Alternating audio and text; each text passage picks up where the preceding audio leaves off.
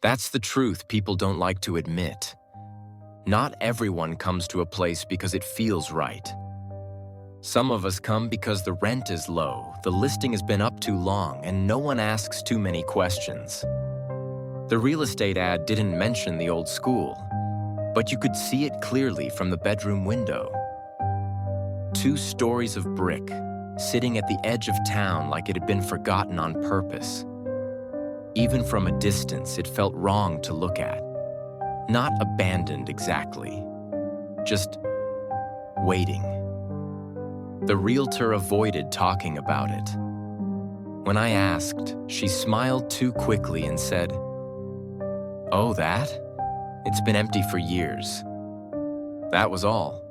The house itself was small, older, wood floors that creaked even when you stood still.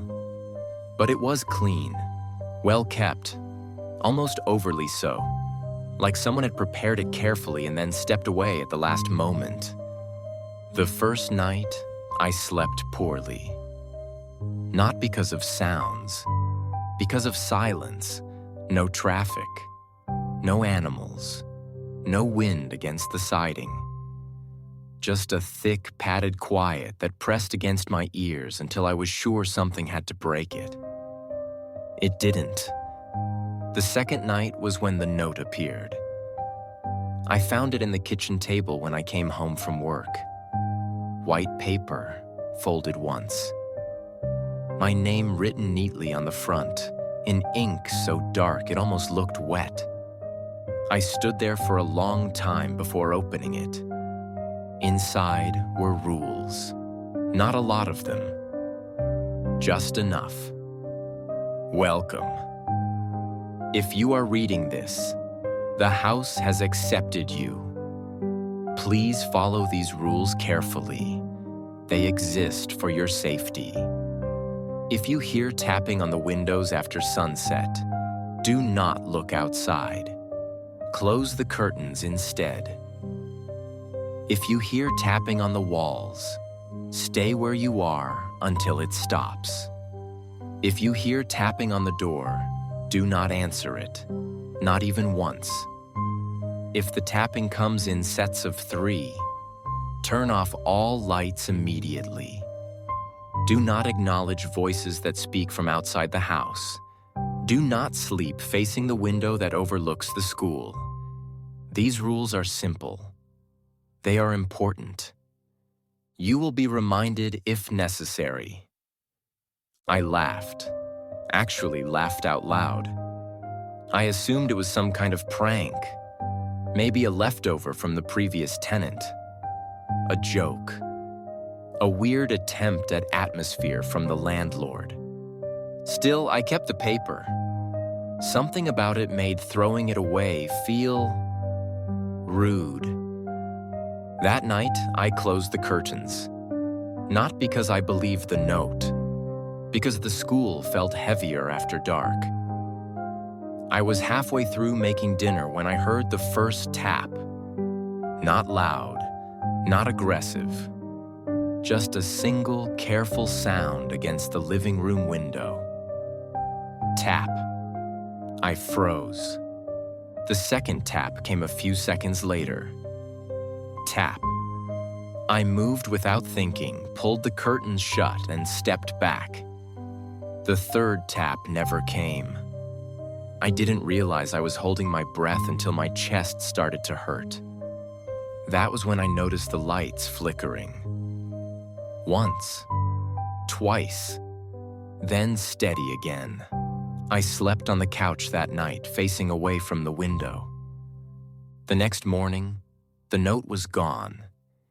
In its place was another sheet of paper. Good. That was all it said. I didn't leave. I told myself that was pride or stubbornness. Looking back, I'm not sure it was entirely my choice. Over the next few weeks, the rules proved themselves. Once, I forgot and glanced toward the window when tapping started. Not directly outside, just toward the glass. The sound stopped immediately. Later that night, I found fingerprints on the outside of the pane. Small. Too many of them. Another time, I turned on the porch light when I heard knocking at the door. 3 taps. Slow, even. The bulb shattered. The note that followed was longer. You were warned. The light makes it notice you. You do not want that. The notes never felt angry. They felt patient, like I was being trained. The entity never raised its voice, never rushed me. It corrected mistakes the way a teacher might. Firm, but calm. As if it understood that learning took time. The tapping became part of my routine. Windows, walls, sometimes the ceiling. Always measured. Always deliberate. Never random. One evening, I broke another rule. I fell asleep facing the window. I don't remember doing it. Just waking up in the middle of the night with my eyes open, staring straight at the dark outline of the school in the distance. The building looked closer. Not physically, just clearer. The taps came from inside the room. 3 of them, right behind my headboard. Tap, tap, tap. A voice followed. Low, calm, almost friendly. You should turn around. I didn't. The voice sighed. Not annoyed, disappointed. The next morning, the note was waiting on my nightstand. We do not repeat ourselves often. Please be more careful. That was when I realized something important. The rules weren't there to protect me from the house. They were there to protect the house from me seeing too much. After that, I followed them perfectly. I learned the patterns. Single taps meant curiosity. Pairs meant warning. 3 meant compliance. The entity seemed pleased. The notes became shorter. Sometimes they included advice. You may hear others. They are not like you. They did not read the rules. I stopped inviting people over. Not because I was afraid for them, because I was afraid of what the house would do if they didn't listen. One night, the tapping didn't stop. It went on for hours. Walls, ceiling, windows. A full conversation in sound. I sat in the dark, lights off, heart steady, waiting. Finally, a new sound joined the tapping. Footsteps, not inside the house, outside, moving toward the school.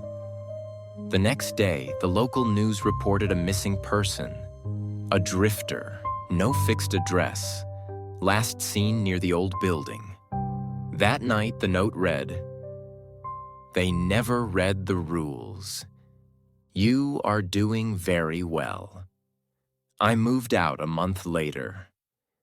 Not because I wanted to. Because the house stopped leaving notes. The tapping stopped too. That scared me more than anything else. On my last night, as I packed my things, I found the original note tucked into a drawer. At the bottom, in smaller writing I hadn't noticed before, was a final line. You may go. The house will remember you. I live somewhere else now. Far from that town, far from the school. But sometimes, when I turn off the lights at night, I hear it. 3 gentle taps, slow. Careful, patient, not at my door, not yet.